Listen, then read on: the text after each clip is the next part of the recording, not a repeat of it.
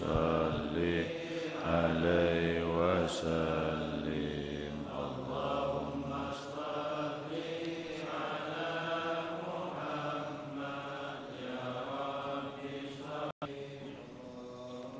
salli wa sallim.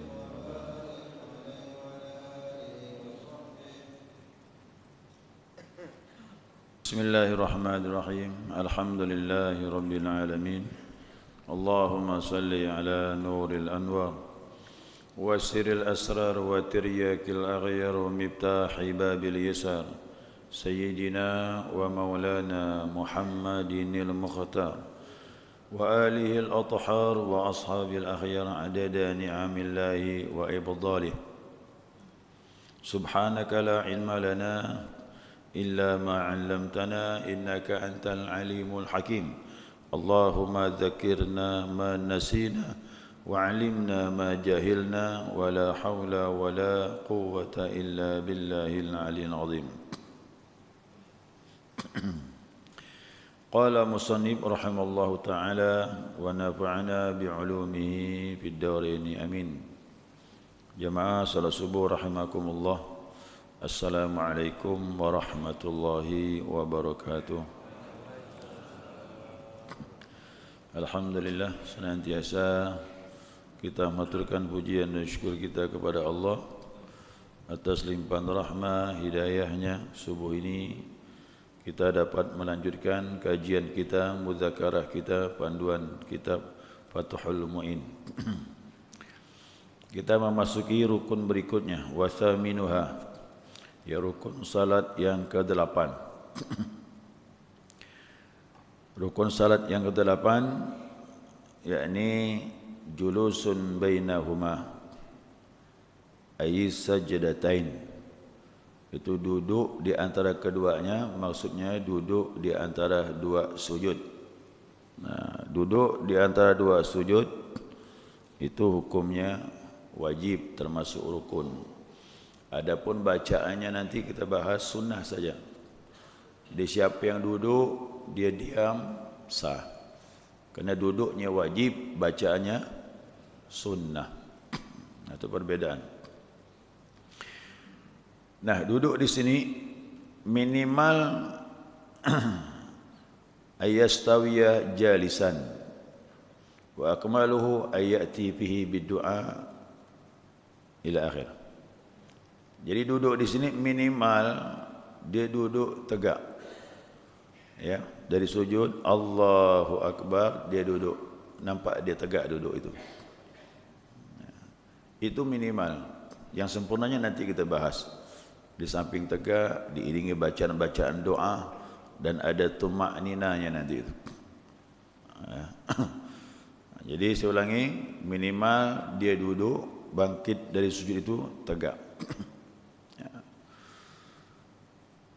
Walau fi naflin 'alal mu'tamad, walaupun dalam salat sunnah, ya, sekalipun dalam salat sunnah duduk tegak itu adalah termasuk wajib, dan kita menolak pendapat yang menyatakan duduk tegak itu sunnah. Tapi ini pendapat segelintir, kita ikut pendapat yang mu'tamad. Maka dikatakan mu'tamad itu yang jadi sandaran yang kuat oleh para ulama, bahawa duduk tegak itu setelah sujud termasuk rukun, maka hukumnya wajib. Jadi kita tolak pendapat yang menyatakan tak wajib. Siapa di antaranya? Abu Hanifah. Abu Hanifah berpendapat tak wajib. Dia menganggap bahwasanya memadai apabila mengangkat kepala dari lantai, yakni adna rab'u ka haddis saif. Kalau mengangkat kepala dia masih melengkung seperti melengkungnya pedang, sudah sah, kata Abu Hanifah itu. Kan ada orang bangkit tu dari sujud, Allah, belum tegak masih melengkung ni, sujud lagi dia. Ini tidak sah. Ya, tidak sah. Menurut Abu Hanifah sah. Kita mazhab Syafi'i tidak sah. Dia harus tegak dia. Allahu Akbar. Tegak begitu dia. Maka sunnah baca doa biar tumaknina dia. Abu Hanifah masih melengkung begini, sah. Gini. Allahu Akbar. Sah dah ni. Kalau kita tidak tegak gini kita. Itu perbedaan. Imam-imam tu dia punya alasan masing-masing ya.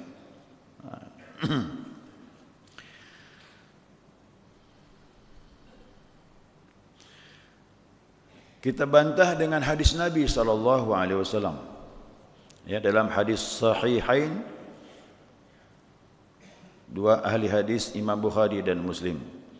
Ya, sahabat menyatakan annahu sallallahu alaihi wasallam kana idza rafa'a ra'sahu, adanya Rasulullah sallallahu alaihi wasallam apabila beliau mengangkat kepalanya, lam yasjud hatta yastawiya jalisan, beliau tidaklah sujud yang keduanya sampai beliau duduk tegak.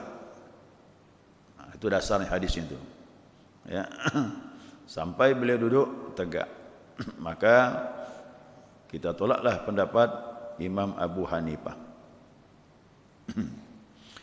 Walau salat sunnah ya, saya melihat banyak yang salat sunnah tu agak ceroboh dia.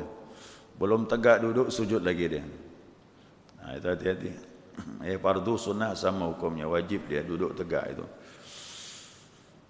Nah, selanjutnya wa yajibu alla yaqsida bi raf'ihi ghairahu, wajib untuk tidak bermaksud mengangkat kepala selain daripada duduk daripada dua sujud, di antara dua sujud. Jadi waktu mengangkat kepala ini dia harus niatnya. Maka niat tak boleh putus. Orang waktu rukuk ya niat rukuk, i'tidal niat i'tidal, kan continue tu. Sujud juga begitu, Allahu Akbar. Waktu turun niatnya sujud.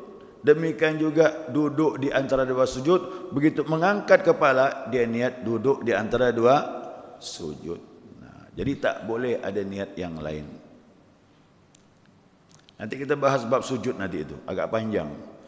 Kalau seandainya ya, subuh Jumat kan pakai surah Alif Lam Mim Tanzil kan.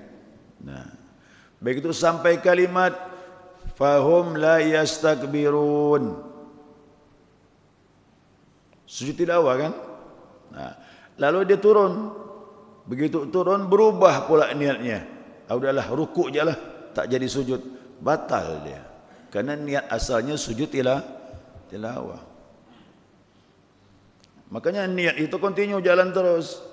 Waktu mau sujud, ya niat sujud. I'tidal, ya niat i'tidal. Kan terbetik di hati begitu. Mau sujud, ya sujud. Duduk di antara dua sujud, ya gitu juga. Nah, sekarang permasalahannya, falau rafa'a faza'an min nahwi las'in aqrab. Apabila dia mengangkat kepala itu karena kesakitan, ya, karena sengatan serangga, umpamanya ada semut badak, kok gigit gimana tu? Sakit kan?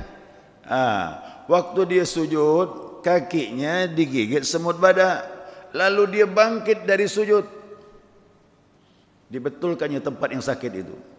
Duduknya ini tidak sah karena duduknya kesakitan digigit semut badak. Bukan niat duduk di antara dua sujud. Itu dia. Faham tu? Jadi ulama mengatakan ada sujud, dia harus sujud lagi karena duduknya tadi tidak sah. Sujud lagi kemudian baru duduk. Dan semuanya dikiaskan seperti itu. Rukuknya, i'tidalnya, sujudnya sama. Jadi niat continue jalan terus tu. Kemudian wala yadurru idamatu wad'i yadayhi 'alal ardi. Tidaklah mengapa, tidak membawa mudarat, tidak membatalkan maksudnya. Tidaklah membatalkan ya apabila senantiasa meletakkan tangan di atas lantai. Ya, di atas tanah, di atas lantai maksudnya. ila sajdati tsaniyati ittifaqan, sampai masuk sujud yang kedua menurut kesepakatan ulama. Tapi ingat, ini tak dianjurkan, ya, tidak dianjurkan. Tapi kalau terjadi, salat tak batal. Yang baik bagaimana?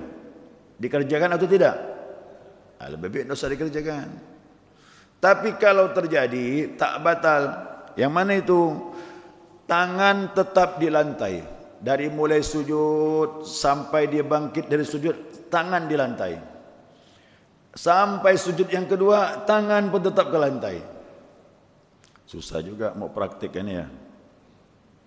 Kok saya praktikkan di sini, belakang tak kelihatan.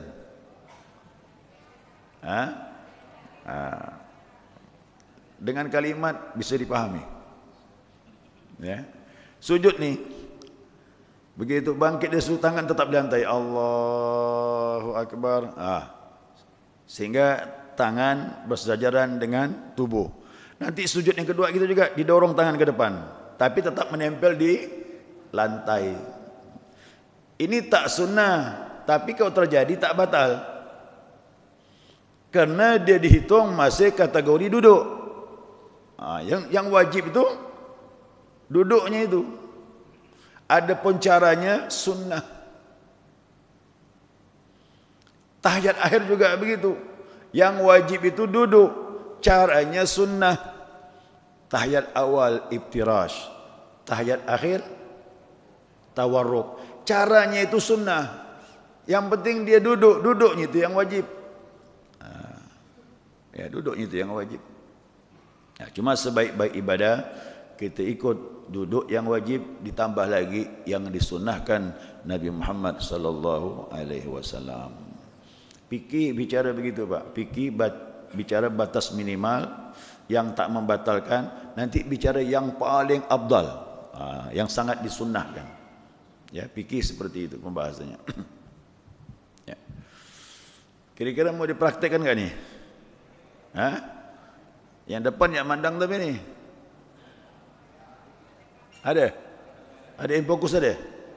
Alhamdulillah. Baik. Mana kami? Ini sujudnya tangan. Ya, ini. Waktu diangkat dari sujud, tangannya di lantai.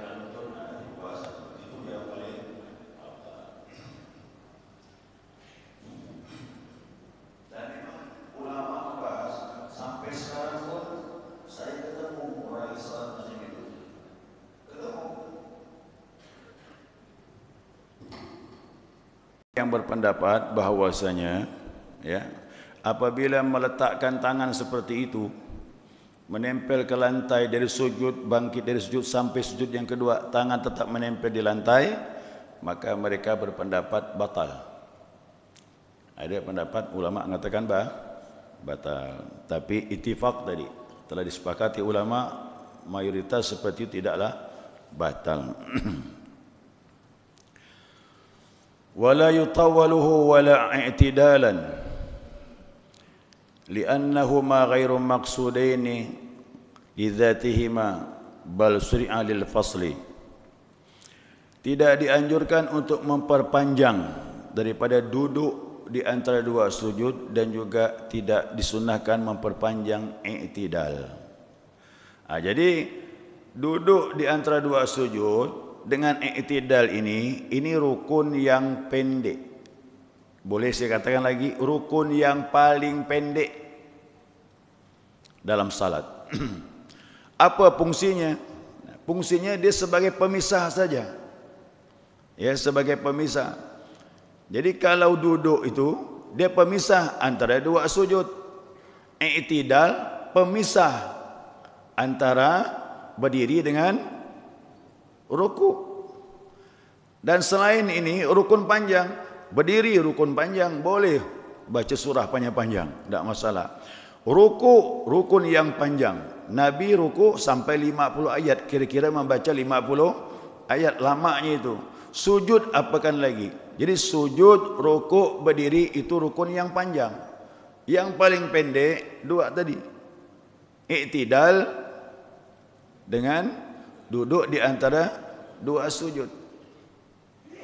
Nah, sekarang pembahasan kata ulama, wa in tuwila ahaduhuma, apabila dipanjangkan salah satu dari keduanya, baik i'tidal dipanjangkan ataupun duduk di antara dua sujud dipanjangkan. Berapa kadarnya? Fauqa dzikril masyru'i, di atas zikir yang disyariatkan Nabi Muhammad sallallahu alaihi wasallam, seperti fihi qadral Fatihah fil i'tidal. I'tidalnya lebih lama dari orang membaca Al-Fatihah. Coba ukur baca Al-Fatihah. Ya, baca Al-Fatihah, ukur kadar lamanya itu. Nah, kalau i'tidal, ya, kalau i'tidal itu betul i'tidal. I'tidal kan? Kalau i'tidal itu lamanya lebih dari kadar orang membaca Al-Fatihah. Ya. Kemudian wa aqali tasyahudi fil julusi, dan duduk di antara dua sujud itu lamanya lebih daripada tasyahud yang singkat. Tasyahud yang singkat yang mana? Tahiyat awal. Tahiyat awal sampai Allahumma salli ala Sayyidina Muhammad selesai. Hitung tu. Kadarnya berapa lama? Kesimpulannya, kalau orang i'tidal lebih kadarnya membaca Al-Fatihah, duduk di antara dua sujud lamanya lebih dari membaca tahiyat awal, maka ulama mengatakan amidan aliman batalat salatuh, sengaja dan mengetahui salatnya batal. Kalau rukuk tidak masalah, lama-lama boleh, sendiri silakan 10 menit, dah kita bahas kemarin. Kalau berjamaah, kalau jamaahnya mahsurin, yang senang diperpanjang, boleh. Tapi i'tidal tak boleh. Sendiri maupun berjamaah, lebih kadar yang ditentukan, batal. Kan ini rukun yang paling pendek. Karena Al-Quran tidak ada menyebut i'tidal. Al-Quran tak ada menyebut duduk di antara dua sujud. Yang ada apa? Berdiri, ruku, sujud. Buka Al-Quran. Hafizu ala salawat wa salatil wusta wa qumu, berdirilah tegak. Wa qumu lillahi qanitin, berdirilah tegak khusyuk menghadap Allah. Boleh lama berdiri, Allah sebut begitu. Ruku, farka'u ma'ar raki'in, rukuklah kau bersama orang-orang yang ruku. Allah sebut ruku. Sujud, wasjud wa qatarib, banyak disebutkan. I'tidal tidak sebutkan. Kerana inti salat berdiri, ruku, sujud. Mana lagi yang lebih afdal di antara tiga itu? Sujud itulah yang lebih afdal daripada rukun yang lain. Jelas ya? Baik. Ya, ini sekarang ini pembahasan yang terakhir. Wa sunna fihi, disunnahkan padanya, ayil julusi, itu duduk, baina sajdatain, duduk di antara dua sujud, wa fi tasyahudil awal, pertama tasyahud awal, yang kedua jalsatit istirahah, duduk istirahat, yang ketiga wa kadza fi tasyahudil akhir, demikian juga tasyahud akhir, in ta'aqabahu sujudus sahwin, jika diiringi dengan sujud sahwi, duduknya duduk iftirash. Duduk iftirash tahu? Saya ulangi. Iftirash bagaimana? Ayat jalisa ala qa'bin yusrahu, yakni duduk di atas tumit kiri, bihaitsu yali zahruhum al-arda, sehingga punggung kakinya menempel ke lantai, pantat duduk di atas tumit sebelah kiri. Yang lebih mudahnya, pantat duduk di atas telapak kaki sebelah kiri sampai ke tumit. punggungnya menempel ke lantai, kaki kanan tegak, jari-jari menghadap. Duduk macam ini namanya duduk iftirash. Asal katanya farash, seperti kuda duduk. Kuda duduk begitu. Duduk seperti ini disunahkan kapan? Dengarkan baik-baik, jangan salah ni ya. Kita rincikan ni. Duduk seperti ini disunnahkan pada waktu tasyahud awal. Ya, tasyahud awal. Yang kedua, duduk seperti ini disunnahkan duduk istirahat. Yang mana istirahat tu? Sujud. Yang kedua, rakaat yang pertama. Setelah itu masuk rakaat yang kedua. Sebelum bangkit berdiri, duduk sebentar. Allahu Akbar, baru berdiri. Duduk sebentar tu namanya duduk duduk istirahat. Itu duduknya pun duduk iftirash. Yang ketiga, tasyahud akhir. Duduknya tasyahud akhir, tetapi ingat, in ta'aqabahu sujudus sahwi, dia akan melaksanakan sujud sahwi. Contoh, orang yang salat lupa tahiyat awal. Lupa tahiyat awal disunahkan sujud sahwi sebelum salam. Waktu tahiyat akhir jangan duduk tawarruk. Ingat tu. Tahiyat akhir jangan duduk tawarruk. Duduklah duduk iftirash. Kenapa? Belum selesai. Karena sampai fil alamina innaka hamidum majid, dia tidak langsung salam, sujud dia. Allahu Akbar, subhana man la yanamu wa la yasu. Allahu Akbar, duduk baca Rabbi firli warhamni. Kemudian sujud lagi. Allahu Akbar, subhana man la yanamu wa la yasu. Allahu Akbar, baru duduk tawaruk, diiringi dengan salam. Assalamualaikum warahmatullahi. Assalamualaikum warahmatullahi. Faham ni ya? Nah, satu lagi. Ini tak disebutkannya, tambah lagi satu. Apa itu? Duduk makmum masbuk yang menambah rakaat setelah imam salam. Ya, ada orang masbuk kekurangan rakaat, imam duduk tahiyat akhir. Makmum masbuk jangan duduk tahiyat akhir. Kalau imam betul, imam diiringi dengan salam, tawaruk dia. Tapi masbuk jangan. Masbuk akan melanjutkan setelah imam salam. Nah, duduknya duduk iftirash. Nah, ya. Jadi saya ulangi ya. Duduk iftirash, tasyahud awal, duduk istirahat, tasyahud akhir, duduk masbuk yang menambah kekurangan rakaat. Ya, wallahu a'lam. Saya kira cukup. Selesai. Kalau menyalahi ketentuan ini yang saya sebutkan, berarti makruh. Ingat, duduknya wajib, caranya sunnah. Nah, jadi kalau menyalahi sunnah, berarti makruh. Makruh tak batal. Ya. Waalaikumsalam. Mana orang ni?